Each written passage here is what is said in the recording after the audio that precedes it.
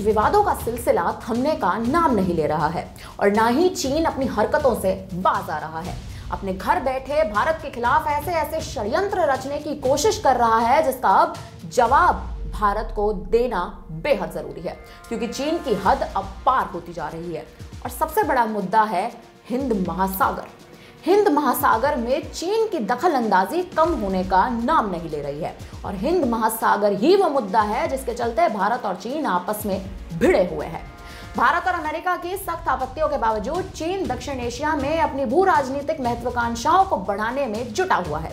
वहीं नई तकरीबों के रूप में चीन ने अब भगवान बुद्ध की आड़ लेना शुरू कर दिया है। नई तकरीबें चीन अपनाने की कोशिश कर रहा है और अब इस्तेमाल कर रहा है श्रीलंका और म्यांमार का।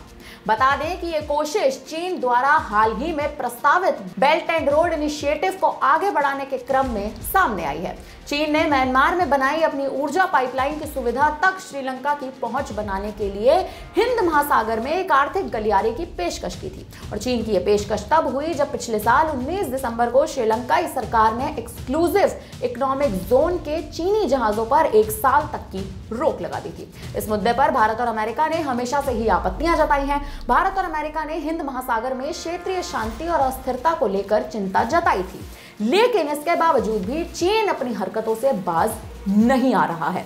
दरअसल चीन चाहता है कि चीन म्यांमार आर्थिक गलियारे के जरिए म्यांमार और श्रीलंका को जोड़ा जा सके ताकि हिंद महासागर के पूर्वी हिस्से में क्षेत्रीय प्रभुत्व कायम रहे और इसी के लिए चीन लगातार श्रीलंका पर डोरे डाल रहा है, जिससे सीधी आपत्ति जो है वो भारत को हो रही है। श्रीलंका और म्यांमार को जोड़ने की यह कोशिश भारत समर्थित सितवे बंदरगाह को कूंद करना है, जो चीन के लिए एक रणनीतिक कोशिश है।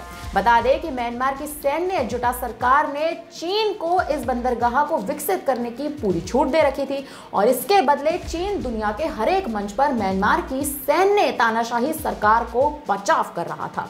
कुल मिलाकर देखा जाए तो चीन अब पूर्वी हिंद महासागर में बौद्ध कार्ड खेल रहा है और बौद्ध कार्ड खेलकर भारत के खिलाफ नया मोर्चा बनाने की फिराक में जुटा हुआ है। फिलहाल अब देखना यह है कि चीन की ये फिराक, चीन की ये कोशिश आखिर अब क्या मोड़ लेती है और अब भारत चीन को इस मुद्दे पर किस तरह से मुंह तोड़ जवाब देता है। फिलहाल अब इस खबर पर आप क्या कहेंगे, हमें कमेंट करके अपनी राय जरूर दीजिएगा। धन्यवाद। वीके न्यूज, राष्ट्र के नाम।